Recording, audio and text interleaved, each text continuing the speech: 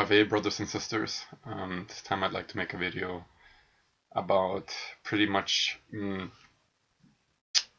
question, what was there first, matter or spirit? It's actually quite logical. You are a soul within a material body. You're actually a soul first and then a body second. And in today's world, everybody's programmed and brainwashed to accept materialism as the sole existence and does not acknowledge the existence of the etheric world or the other world.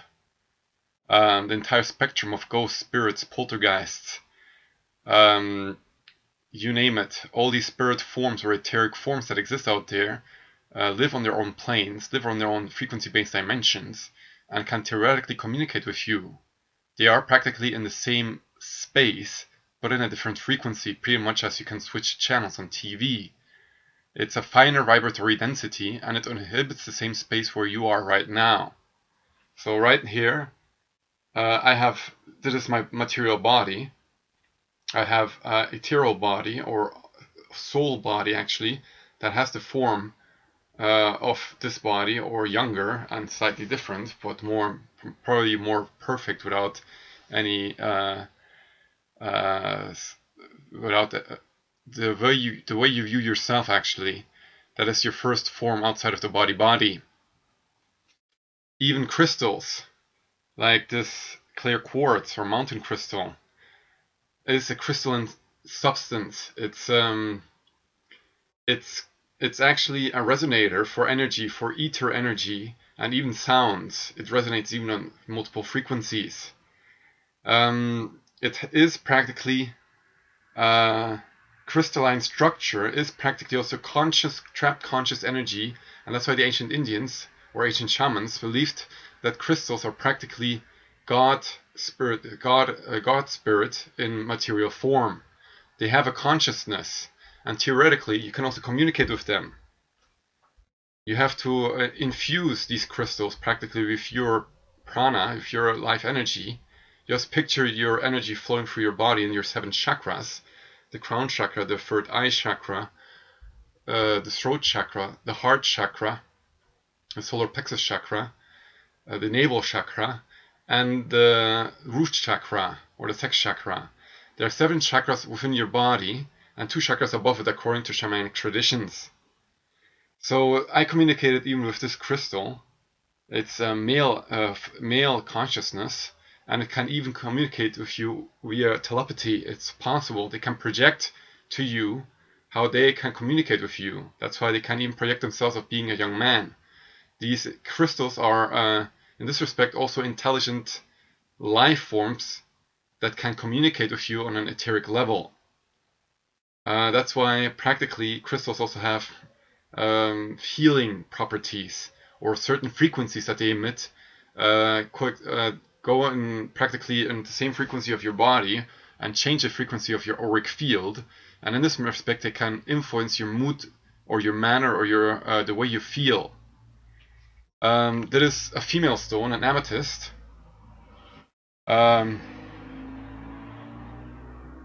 It's a beautiful purple, and it radiates a calming energy. If you wear an amethyst around your neck, it will calm you, and you can use this as a matter of fact when you have stressful exams for school. Just wear an amethyst and it will calm you. There is an orange calcite. It's also a female consciousness energy. Well, I have the ability practically to communicate with them, and I infuse them with my own personal energy.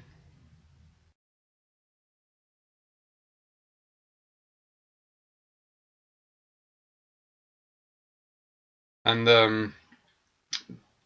they can also infuse me with energy. It's like it's a exchange of energetic patterns, of energetic sources, and the stone can influence you as well, and even practically communicate with you on an telepathically as well. So what was there first, consciousness or matter? And if you think about it, let's look at matter in itself. Matter in itself is trapped energy. It's a very condensed form of energy, actually, And according to L. Ron Hubbard, the leader of the Scientology movement, or the founder of the Scientology movement, he believes that electrons are practically trapped waves that are around a nucleus or around a core. Nevertheless, it's Nikola Tesla stated in his books and his writings that the entire universe can be understood using energy, frequency, and vibratory level. All these variables depict practically the universe. And I induce astral projection and out-of-body travel, and you can experience the full spectrum of the universe if you induce astral projection or out-of-body experiences or out-of-body travel. It's all vibratory frequency-based universes. It inhabits the same space, but depending on your inner frequency and your inner your inner thickness or your inner density, you inhibit a different frequency-based dimension. So at the same time, here could be practically a soul form from another world, and I could sense her, even feel her, but I couldn't see her with my eyes, only with my third eye if I train it good enough. The soul world or the spirit world is all around us, and I'm just reading a book, Sage Shaman, from Alberto Villoldo, I believe. I'll put the link below. And it depicts this entire soul world that is out there, and he heals using the soul world. You can make contact with spiritual healers or spiritual shamans from the other world that can assist you then in healing certain patients.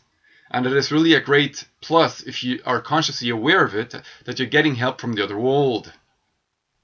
My half sister did some auric cleaning on me, and even auric surgery, spiritual surgery, by removing negative slabs of my body. And I felt literally the presence of otherworldly shamans or spiritual healers from the other world assisting this operation. Shamans, like Alberto Villoldo, I believe, it's a weird name,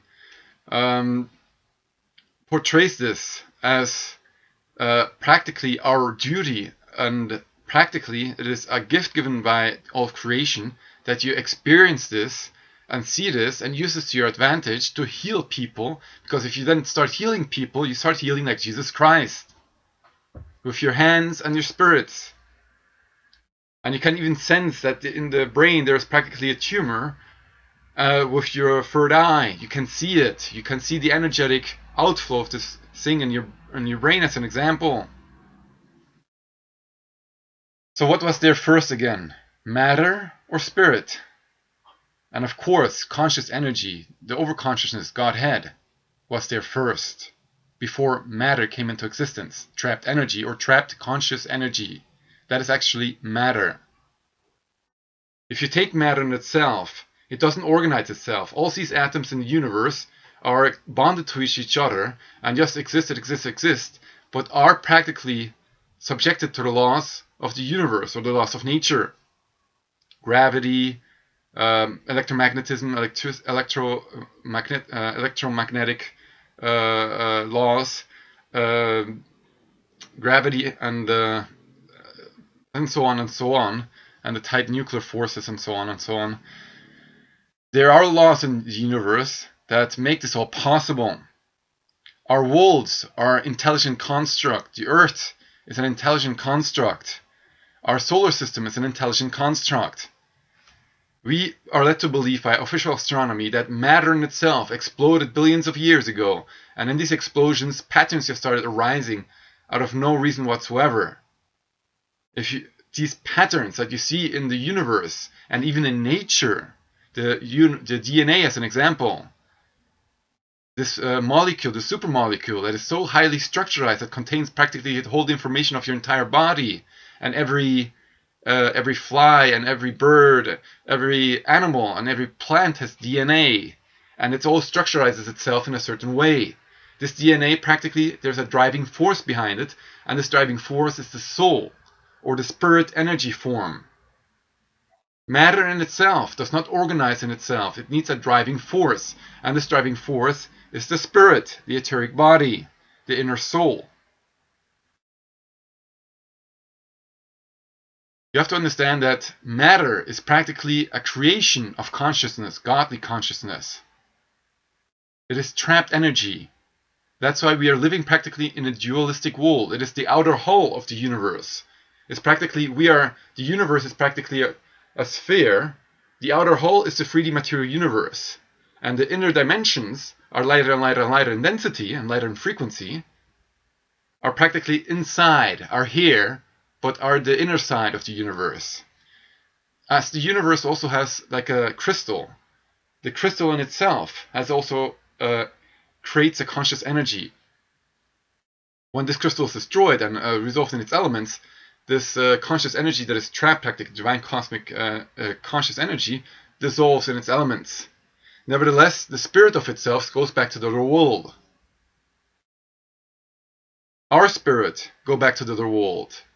The Earth's spirit, when it dies apparently millions of years from now, I believe the Earth is alive, and it's also trapped in the dualistic universe, in the birth and rebirth. We are practically trapped in the birth and rebirth period in our universe. We keep being reborn, although I believe that it's my last time that I'm here on planet Earth, that I will practically have the freedom after this life to not be reborn, because the job will be done after this life. I've been reborn practically to assist the coming global turning on planet Earth, where practically the evil forces, the Zionist forces, are annihilated and cleansed practically of this earth. Right now I'm doing what I can, making videos and trying to make myself understandable to the world, as I see the reality, as I see the truth, the spiritual truth as well, that we have souls, that you're firstly souls in a material body. You don't have to identify completely with your body. If it's not perfect, then your etheric body is practically perfect. It's an inner projection of yourself, or how you want to look like. That's the first body you see outside of your body. There's a second body, or a spiritual high dimension aspect of you, that does not have this form, because you have lived multiple lives and you have one coherent view up there that is actually the natural view of yourself, depending on also your vibratory frequency. So you need, to organize matter, you need a driving force. The driving force in our bodies, the cellular biochemical reactions that's happened within the billions in one single cell every second. All this is driven by a spiritual force, your soul. Without it, you would not be able to live. The body in itself keeps itself alive, but if your soul would not be there for longer periods of time, you would be either in a coma or you would die. Sometimes you also leave your bodies when you sleep. You have a lucid dream and you experience this dream as being as real as in this reality, and you're talking or teaching or having insights or being prepared for things that are happening on Earth. Several dreams have, there are multiple types of dreams. Dreams can be tutoring, that is, they want to teach you something, can be experiencing factors, also by way of experiencing, you learn as well, or you could be practically experience other worlds and meeting other family members or soul family members that you know well from other lives.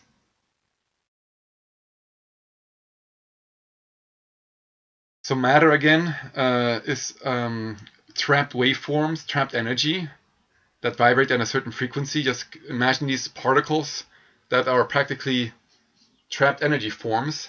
Yeah, theoretically you could raise its frequency until it dissolves and becomes energy, but I believe that is how at the end of the universe, the high dimensional universe is always there.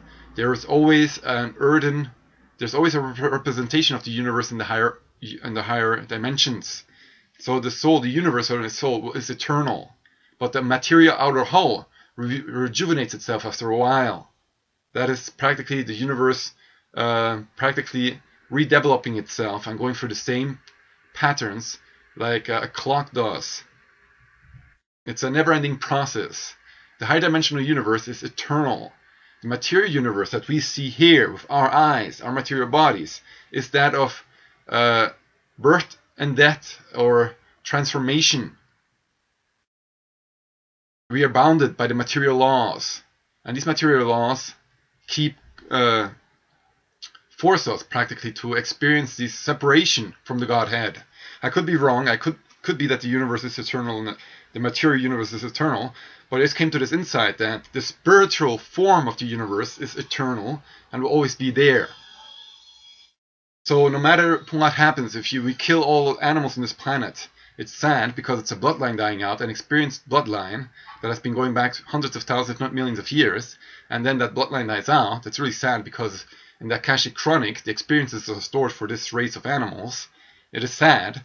Nevertheless, the higher dimensional aspect, the souls or the soul forms of the rhinos that practically ceased to exist already a couple of days ago, a couple of weeks ago, I don't know, or the endangered species of the planet, they still exist either in other planets, the inner Earth, or in the high dimensional reality, in the high frequency based dimensions. And there's a reseeding that happens every now and then. When the universe, the material universe, ends its phase, that everything has been practically matured to such an extent that it needs rejuvenation, then there's I believe a reseeding taking also place with new animals and new creative entities that have been created by the Godhead, by the celestial hierarchy of gods, that contribute in this ongoing process of creation. I believe that there's an intelligent intent. Matter in itself does not organize itself, but the spirit form, the soul form, the sparks of God organize matter and create life.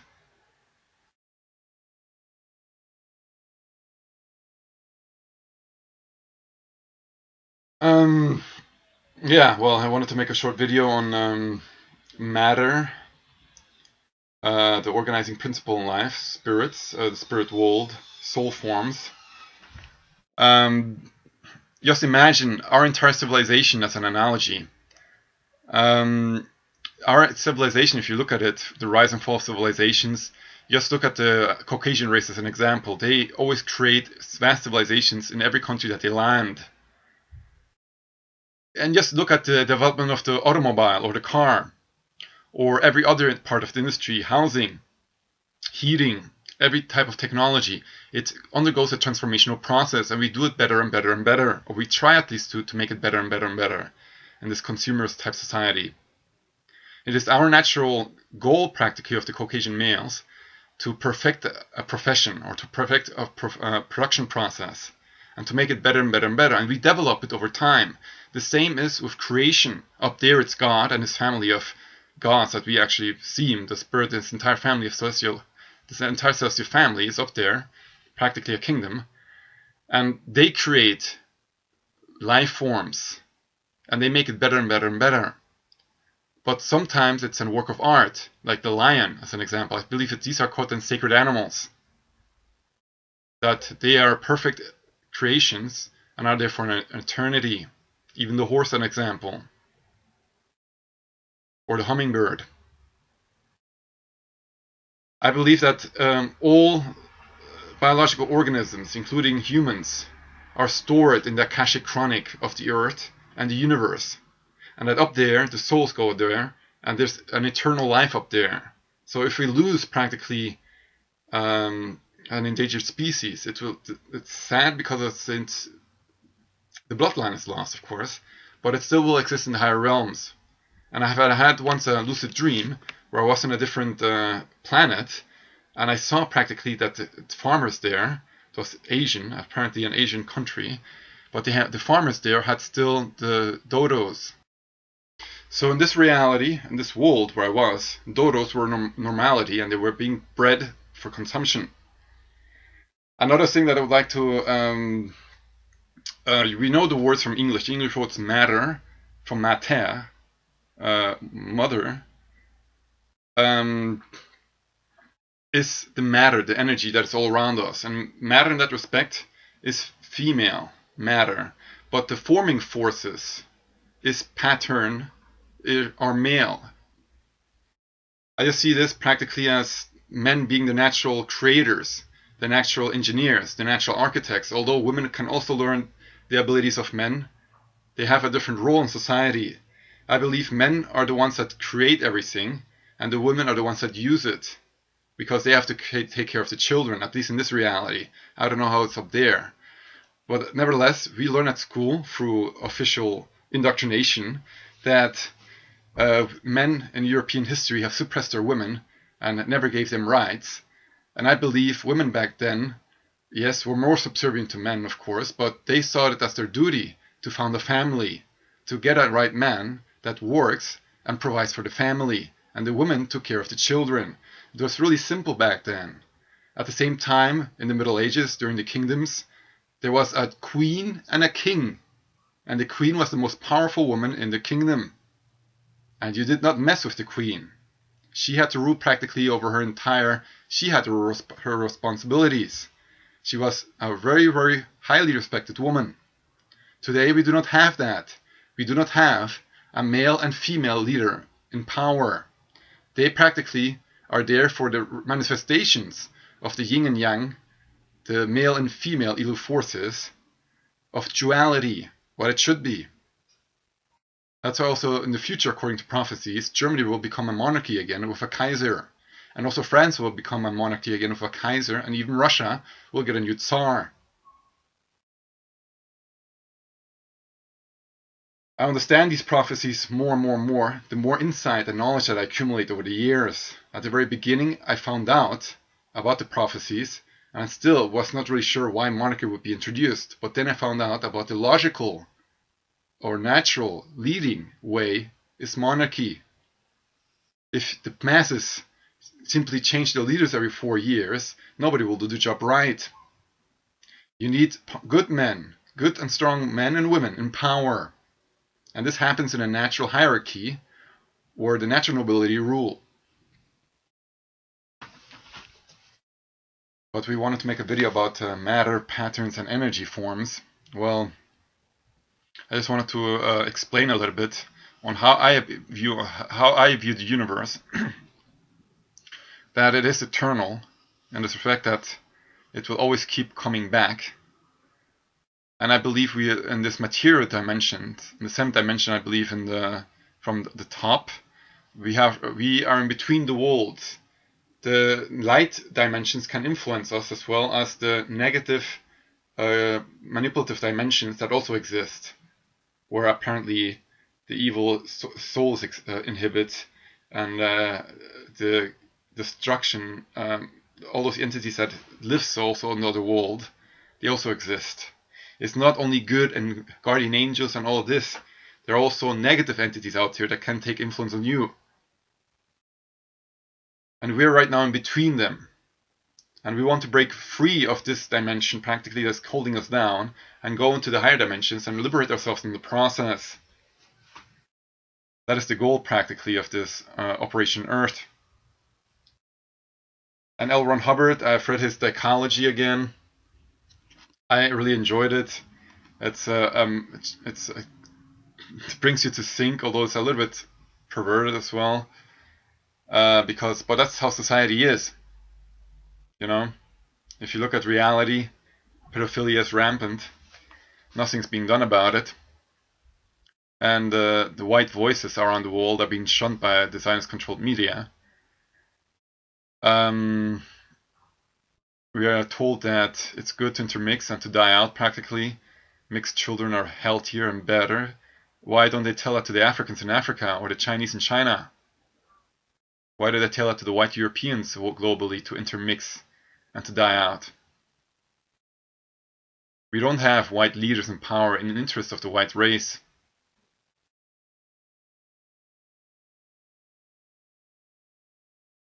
But you all guys know that. You know the truth about that. Anyway, I wanted to make a video on the subject. Pater from father. The forming force in the universe is apparently male. The matter is female, and there's an exchange in between. I don't know if that's correct. I just gave you food for thought. And I remember, at the end there's victory. Ave Victor. Cheers.